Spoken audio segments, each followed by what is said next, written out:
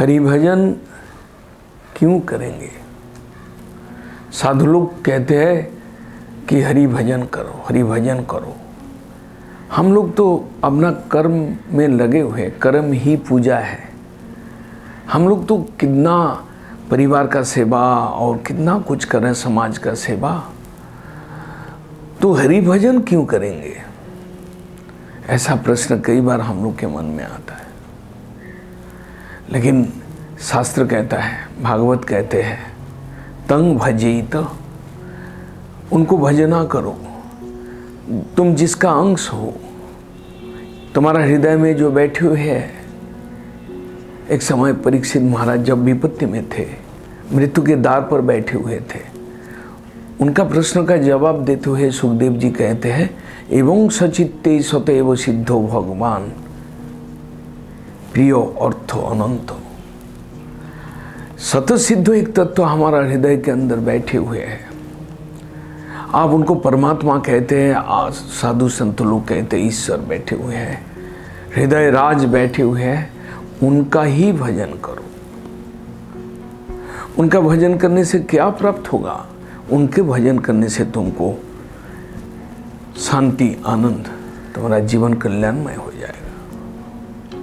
तुम जो कर्म कर रहे हो वो तुमको घुमाएगा।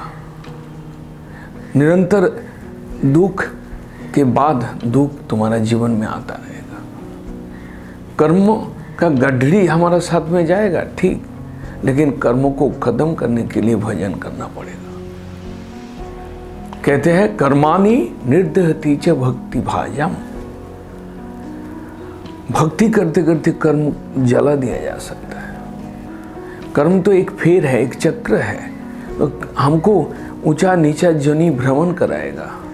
कभी मनुष्य, कभी वृक्ष, कभी गुल्म, कभी कीट पतंग, कभी पशु हो क्या हमको जन्म लेना पड़ेगा। इस जन्म मरण के जो चक्र है, इसको समाप्त करने के लिए, इसको स्टॉप करने के लिए, आत्म शांति प्राप्त करने के लिए, जीवन में वास्तव आनंद प्राप्त करने के लिए हमको हरि भजन ही एकमात्र पथ है।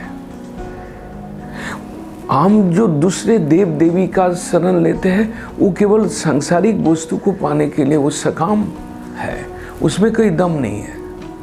भागवत कहते हैं कि जैसे वृक्ष की जड़ पर पानी देने से पत्ता में, फूलों में, डाली में, सब में पानी चला जाएगा, ताजा होगा, वृक्ष जिंदा रहेगा। ऐसे ही कृष्ण चरण में पूजा करने, कृष्ण चरण, कृष्ण का भजन करने से, कृष्ण पूजन करने से सब देव देवी जो उनका विभूति है वो सब के सब संतुष्ट हो जाएगा। उसके लिए आपको अलग से कुछ करना नहीं है। हम क्षणिक, हमारा जन्म क्षणिक, हमारा इस शरीर क्षणभंगुर, हम ज़्यादा दिन इस पृथ्वी पर नहीं रहेंगे। भागवत कहते हैं कि इस मनुष्य जन्म में ही हरिभजन हो सकता है और किसी योनि में नहीं हो सकता है। इसलिए बुद्धिमान व्यक्ति, साधु, शास्त्र हमेशा कहते हैं कि हरिभजन करो। वेद, उपनिषद, पुराण जहाँ पर भी जाओ वो एक ही बात बोलेंगे कि ईश्वर भजन करो। ईश्वर भजन के शांति का रास्ता है, मंगल का पथ है, कल्याण का पथ है। हम आत्मा और हम परमात्मा के अंश, उनको भजन करना ही हमारा श्रेष्ठ कर्तव्य है। और आत्म शांति के लिए, आत्म प्रसन्नता के लिए एक ही पथ है जो सुखदेव गोस्वामी परीक्षित महाराज को बताया। हरे कृष्ण।